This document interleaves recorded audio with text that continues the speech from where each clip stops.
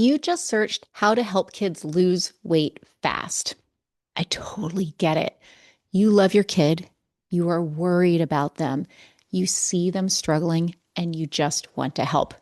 But what if I told you that focusing on weight is actually the fastest way to make things worse? Hi, I'm Dr. Wendy Schofer.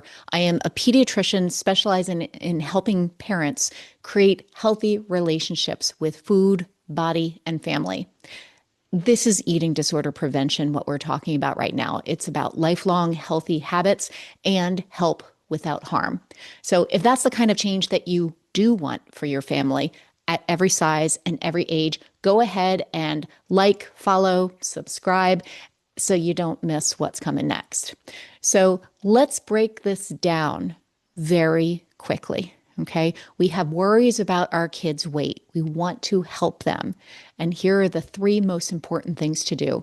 Number one, when kids gain weight, when kids are eating in a way that it's catching our attention, we're monitoring their eating habits, going, is this a problem? What happens is we start increasing our own stress. As parents, we start panicking, and that's completely normal because we're hearing about all the risks and the dangers about our children's weight and metabolics, and now issues about disordered eating and abnormal relationships with food. All right, our stress is on high alert. But jumping into control, portions and the rules around food, exercise plans, calorie tracking, all of that actually disconnects you from your child.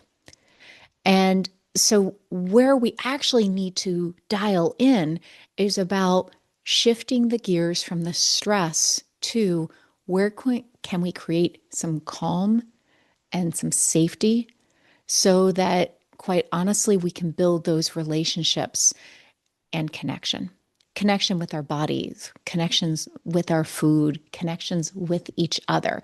This is where real change grows. The first step is to decrease the stress.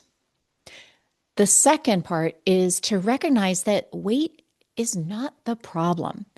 Weight is a result.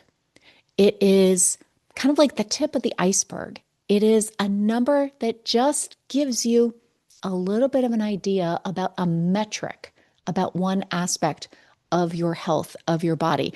It is not actually the cause. It is not actually what's going on.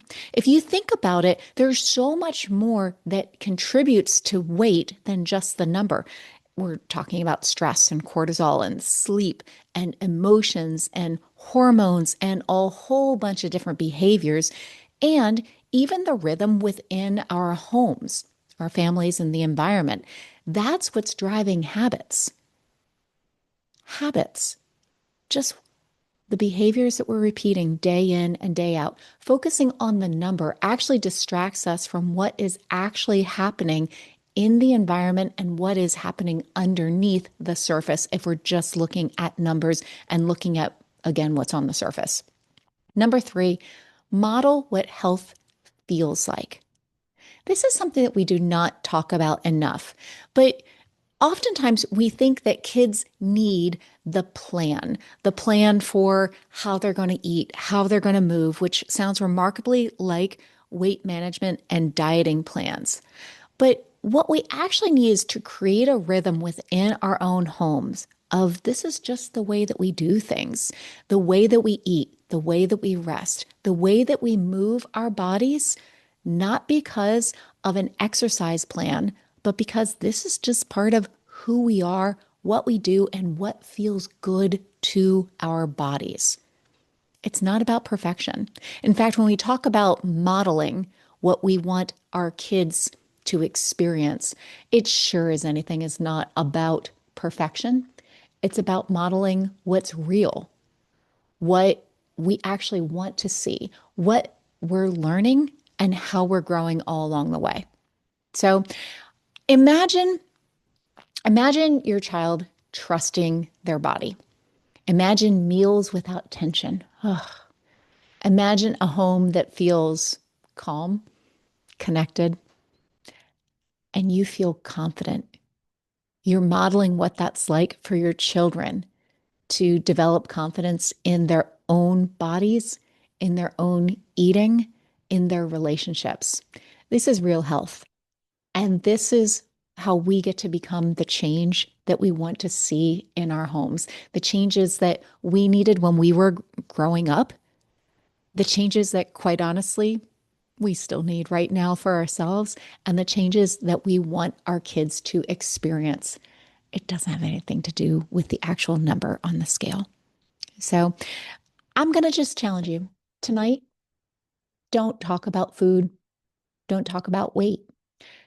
Perhaps ask your child just one curious question.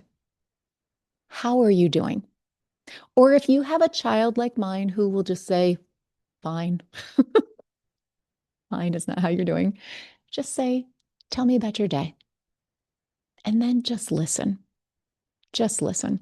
If you want some more support in creating this kind of home, this kind of an environment for yourself and your family, join our community at wendyschofermd.com.